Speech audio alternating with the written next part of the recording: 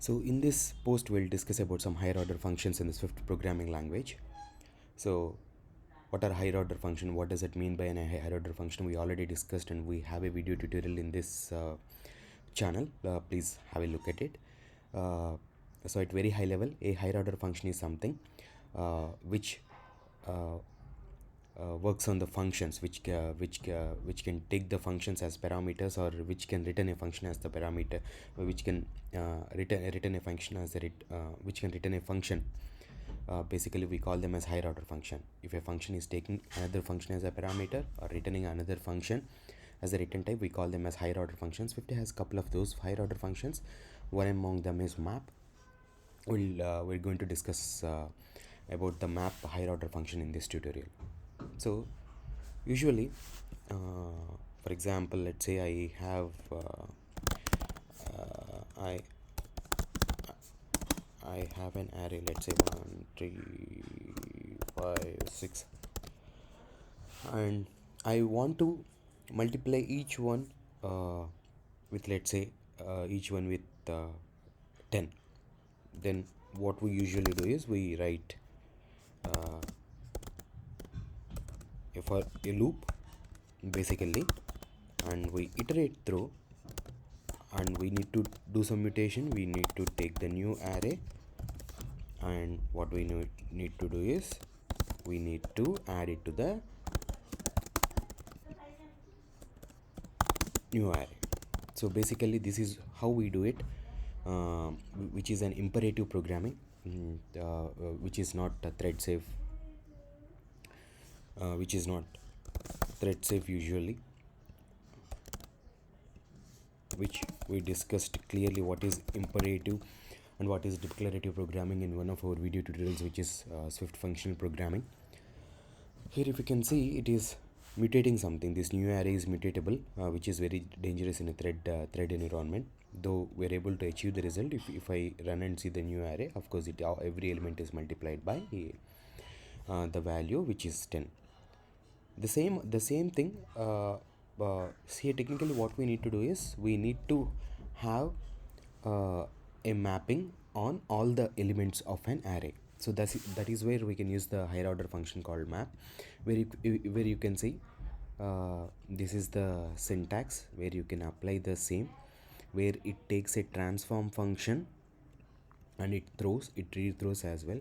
We know generics in Swift programming language. It is a generic higher order function. It can take any value, not only integers, strings, doubles, any value it can take, and it can perform technically this function. It takes function as a parameter. That is the reason we call it as a higher order function. It is one of the higher order function in Swift programming language.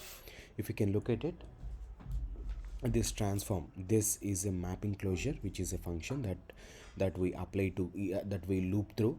Typically map loops through each and every element of a collection and applies this transform method. That means it loops through each and everything, takes the parameter and applies on each element the transform function, and it returns a generic array. The return value of a map function is always a generic array. So to summarize, to loop over a collection and apply the same operation to each element in the collection, we use the map function. Sorry. So this same, how can we do that? Let's see, for example, r.map. If we can look at it, Swift auto completes your map function. As I have taken an array of integers, it is saying transform. So the element as a parameter in the closure, what I'm going to get is the integer. So if these are not just to show you, if these are not integers, if these are just strings, Swift auto completes it with strings. See, transform string is the parameter, so it does it for you, whatever may be the data type. Let me go to the old example. Now let me try map. So here this is the value, and I can write like this also, value into 10. Here I'm not mutating anything directly.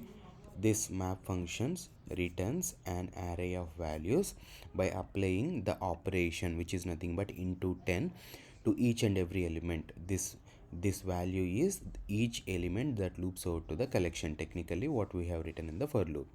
And this I can assign it to new array. So it is as simple as that. If I run it,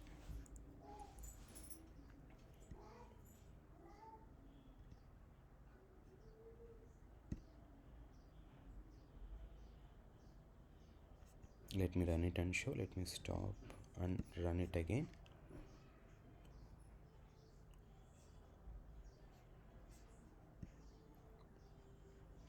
So it looped 4 times. Why? Because there are 4 elements in the array, and the values it returned the same result we have got even when we use it the for loop, which is 10, 20, 50 and 60. So not on this is one way of writing, and as it is just a simple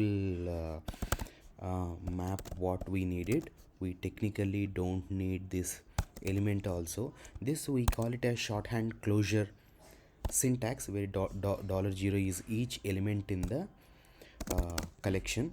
You can apply 10 and you can omit return also. Why? Because it's a trailing closure. About trailing closures and closure shorthand syntax, I've already done a video in this channel. Please go through it. So we can write like this or we can write like this.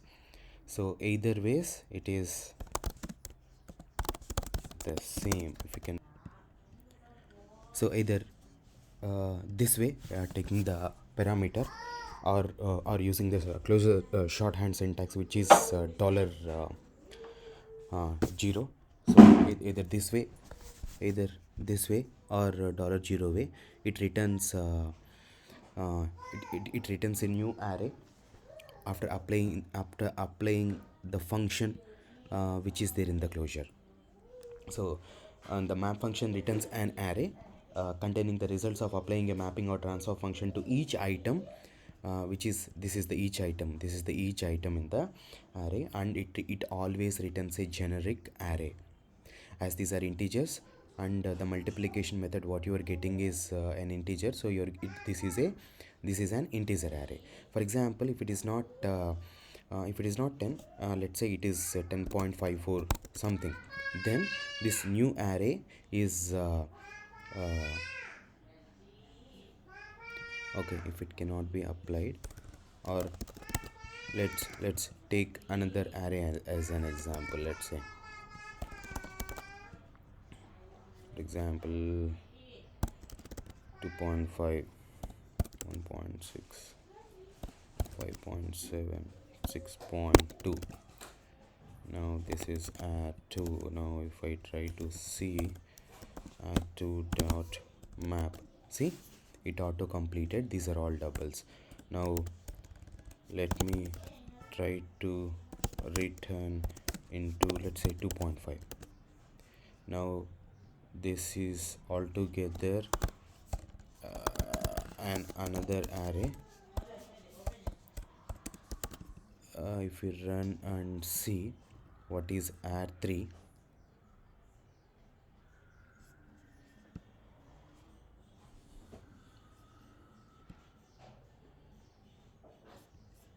it is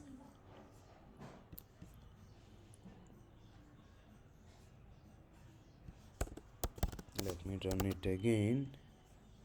It multiplied everything by double values, and this is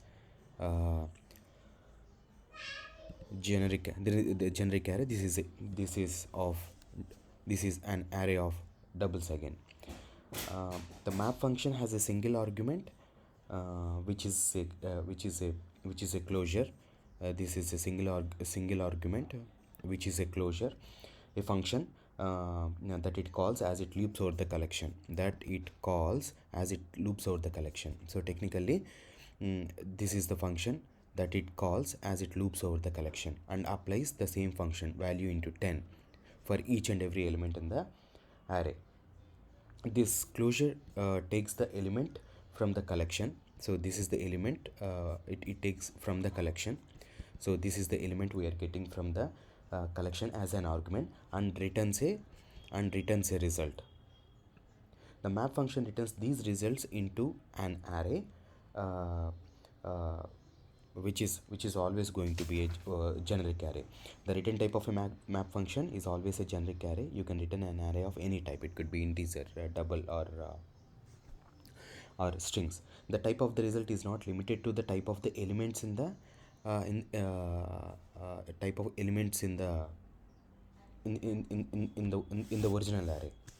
If the original array is of integers, the end array could be of doubles, or the end array could be of strings. For example, in this case these are all double values, right? So here it is also a double array.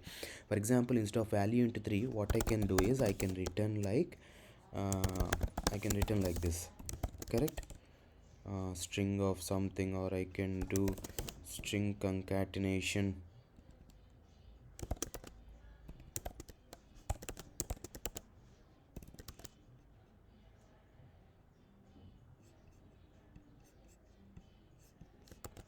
And or this also works. Let me do it as a val. So if I run it, this is an array of doubles from which I'm going to convert it. I have done some mapping, and I'm going to convert it as an array of string values. Let me stop running. Let me rerun the program and see. This is the array of strings. That is what, as I said, the type of the result is not limited to the type of the elements in the original array. Original array is having doubles. This can have an array of string. This can be done. And this map function is not only limited to the collections, it can be applied to dictionaries also. For example, as an example, let's take a small dictionary with some key values. Name let me give it as our channel name, and description as the key. Let me description is also a key. iOS tutorials. So this is a simple dictionary with key value pairs. Key is name, value iOS solves, key is description, value is iOS tutorials. So on this also we can apply the map function. It's the map operation is not only limited to the arrays. You can use it anywhere. If you have a collection type, use it with a dictionary or a set. The result will always be a generic array. So if you are applying something on the dictionary also, the result is going to be an array. So if you see, it is Swift auto completed it for you. So as it is a key value collection with key being string, value being string, so it auto completes for you. So it gives each element in the, this is one element, key and value, this is another element, key and value. Whatever you apply here, this is the closure, and this function will be applied to each and every element in the collection. For example, here, okay, I'm taking the two parameters. I need the parameters key and value. For example, I want to apply something on the key. For example, I want to make them all uppercased, let's say. So here simply I can omit the return statement. Directly I can write key dot uppercase. So that this always gives a new dictionary, which if you run it, see what we get the result. It's always an array, where you will get a new array where in which this name and description, which key values will get uppercased. Let me run it. See, name, description. So end of the day, the return type is always an array. In this case, I have applied it on a dictionary, which is a key value pair, key being of string type. So I uppercased those. Not only on key, on value also I can apply it. For example, value. So if I run and see it, see iOS solves, and the description is iOS tutorials. Okay, and I can apply it to key and value also. For example, if I need a new array, something like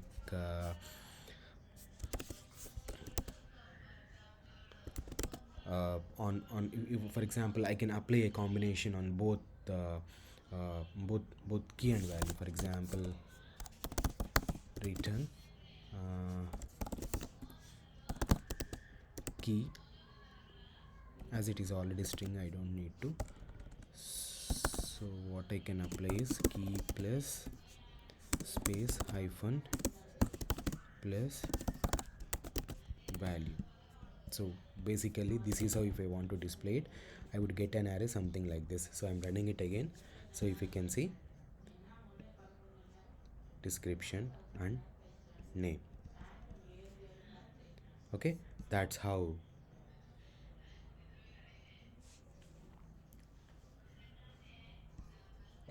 the map function can be applied to dictionaries as well, not only for the arrays, and it can be applied to uh,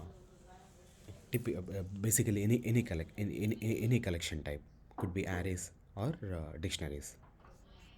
Here actually we may get the doubt, the same thing what map is doing can be done using one of the array methods called for each. That means if on the same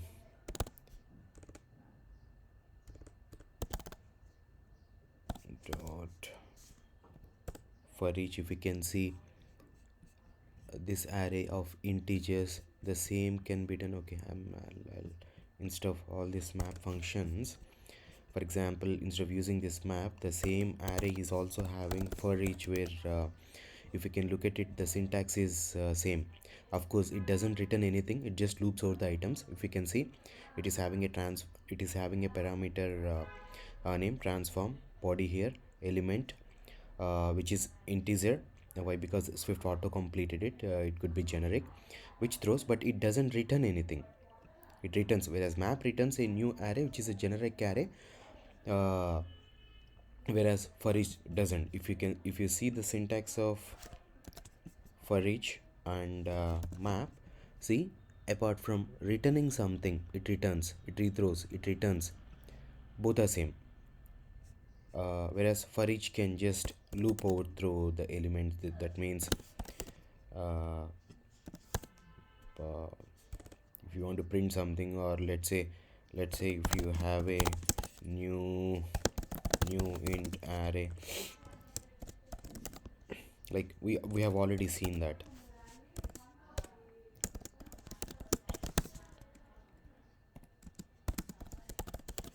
Okay, so where you can append right, but it doesn't return anything.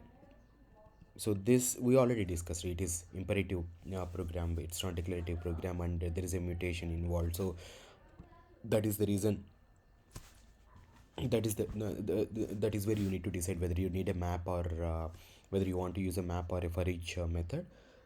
For each loops through and does something, for each loops through and does something, but it doesn't return anything.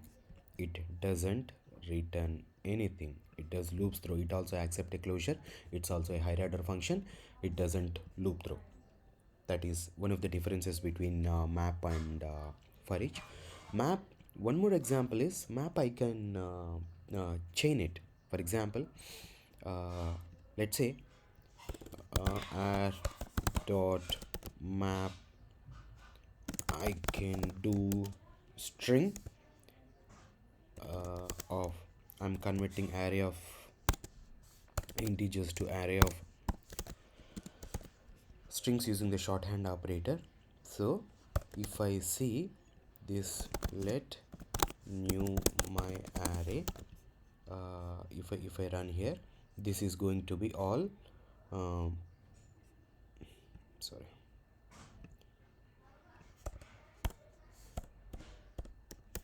so this is string of dollar 0. So if you run this new array, so all these strings, I'm going to convert it to integers using the map method. Let me run it. So these are all strings, and if it is map, I can chain it. Dot sorted, I want to have it sorted also. Why? Because these I want to, for example, if it is again 3 9 11, let's say, and these get sorted as well, I can chain it. Map is chainable, whereas for each is not chainable. Why? Because for quite obvious reasons it doesn't return anything, whereas map returns something on top of which I can chain.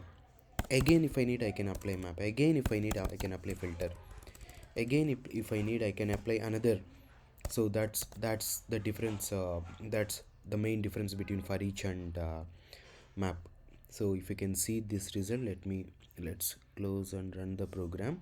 See the advantage of using the map. See, I converted these strings to strings, as well as I made them sorted.